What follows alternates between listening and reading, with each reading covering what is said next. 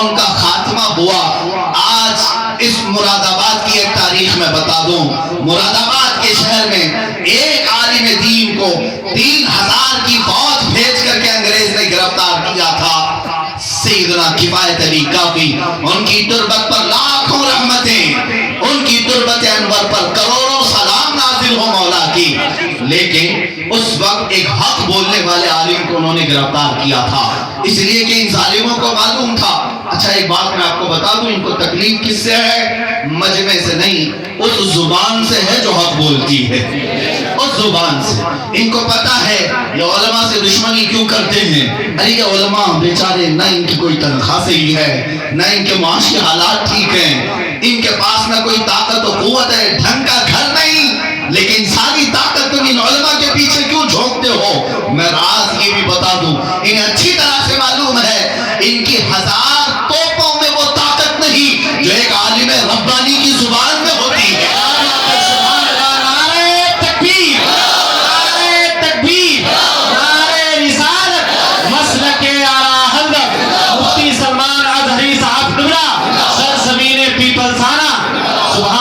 دلوں کا انقلاب بندوق اور توپ سے نہیں آتا، دلوں کا انقلاب اللہ والی زبانوں سے آتا ہے، اور وہ اللہ تعالیٰ نے علماء ربانیین کو عطا کیا۔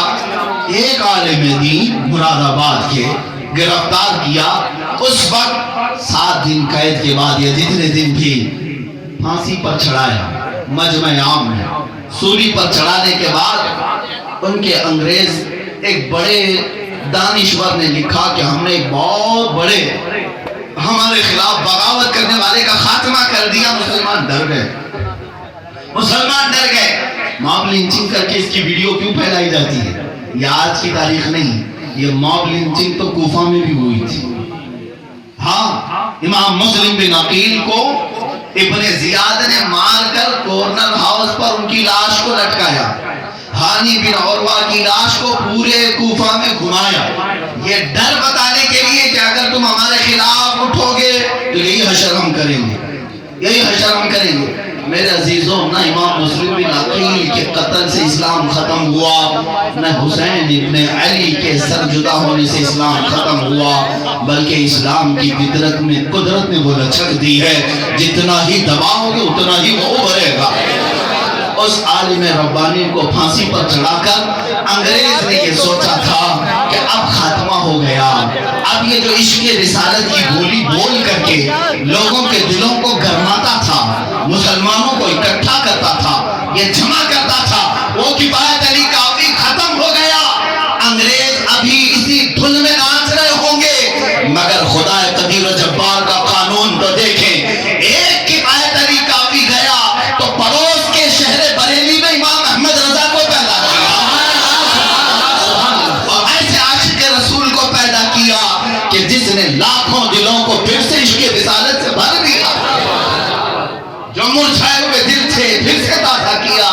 تم یہ سمجھتے ہو کہ کسی عاشق رسول کا خاتمہ کر کے یا کسی دین مصطفیٰ کے حق بولنے والے عالم ربانی کا قتل کر کے اسلام کا خاتمہ کرو گے؟ ممکن نہیں، ممکن نہیں۔ اللہ تعالیٰ حسین کے وارثوں کو ہر زمانے میں پیدا کرے گا، ہر زمانے میں پیدا کرے گا، اور ہمیں نہیں چاہیے تمہاری کوئی طاقت، ہمیں نہیں چاہیے تمہاری کوئی کرسی، ہمیں نہیں چاہیے تمہاری کوئی سیاست۔ ہم اس لیے نہیں بول رہے ہیں کہ ہم تمہاری سیاست کے بھوکے ہیں، تمہاری سیاست، تمہاری طاقت تمہیں مبارک ہو۔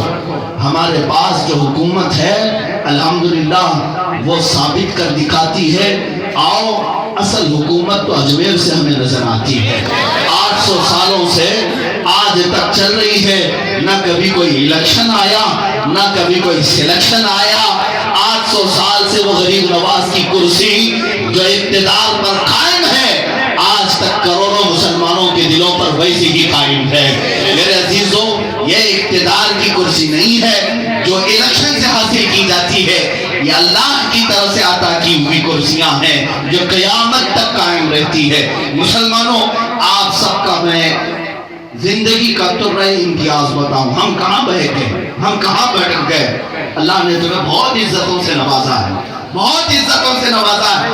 جس قوم کے پاس رسول پاک صلی اللہ تعالیٰ علیہ وسلم جیسے قطع حضور جیسے قطع ہمارے لیے آئیڈیل موجود ہوں، اس قوم کو ذرا برابر بھی پسماندگی کی طرف جانا ہی نہیں چاہیے، نہ ہی کسی کی طرف دیکھنے کی ضرورت ہے. رسول پاک صلی اللہ تعالیٰ علیہ وسلم وہ نبی ہے جن کی امت میں پیدا ہونے کے لیے پچھلے انبیاء دعا کرتے تھے، پچھلے زمانے کے نبی دعا کرتے تھے. اے مسلمانوں، کیا تم اپنی زندگی پر رشک نہیں کرتے؟ میں نے کبھی مانگا نہیں تھا، مولا نے بن مانگے مجھے اس امت میں پیدا کیا، اس رسول کی امت میں مجھے بنایا ہے. ذرا اپنی حیثیت کو تو پہچانو، ذرا اپنے ویلیو کو دیکھو. کیا تمہاری حیثیت کو قرآن نے یہ کہہ کر نہیں بتایا کنتم خیر امت اخرجت للناس، تم سب سے بہترین امت ہو لوگوں میں. کس بات کے لیے؟ اللہ فرماتا ہے تأمرون بالمعروف وتنہون عن المنکر، تم اچھائیوں کا حکم دیتے ہو، برائیوں سے روکتے ہو. اللہ نے قرآن میں کہا هو سماکم المسلمین، وہ اللہ ہے جس نے تمہارا نام مسلمان رکھا. اب اندازہ کرو ہمارے لیے فخر کی کتنی باتیں ہیں. ہمارے نبی وہ ہیں جن کی امت میں آنے کے لیے انبیاء دعا کرتے ہیں. ہم اس امت میں ہیں جس کا لقب اللہ نے خیر امت کہا. میں وہ مسلمان ہوں جس کا نام خود اللہ نے رکھا، اور مجھے اللہ نے وہ دین عطا کیا جس دین کو دینے کے بعد خود اعلان کیا رضیت لکم الاسلام دینا، میں تمہیں اسلام دے کر راضی ہوا. اللہ جس دین سے راضی، سب کچھ تمہارے پاس. اب بات میں جو کہنے جا رہا ہوں توجہ سے سنو، توجہ اس بات کے لیے کہ جس قوم کے پاس اتنی سارے فخر کی چیزیں ہیں، اور دو چند چیزیں میں گناؤں، مجھے جواب دو. اے پیپل سانا کے سنی غیور نوجوانوں، رسول پاک صلی اللہ تعالیٰ علیہ وسلم کس کے درمیان مبعوث ہوئے؟ ہمارے درمیان. صدیق اکبر کس جماعت میں ہے؟ ہمارے ہی جماعت میں. فاروق اعظم ہمارے ہیں، عثمان ابن عفان ہمارے ہیں، حیدر کرار ہمارے ہیں. پوری دنیا ان کی مثالیں آج تک لا نہ سکی. وہ تاریخ کے عظیم قد اور شخصیتیں تمہارے پاس. حسین ابن علی کس کے پاس ہے؟ تمہارے پاس ہے. تاریخ میں آگے بڑھو، جس نے اپنی ایک تلوار سے کئی علاقوں میں پرچم اسلام کا دبدبہ قائم کیا. خالد بن ولید کس کے پاس ہے؟ ہمارے پاس ہے. جرنیل اعظم جس سے پوری دھرتی عیسائی کپ کپاتی تھی، حضرت صلاح الدین ایوبی کس کے پاس ہے؟ ہمارے پاس ہے. آج بھی منہ ٹیڑھا کر کے نام لیتے ہیں شہاب الدین غوری، ہمارے پاس ہے.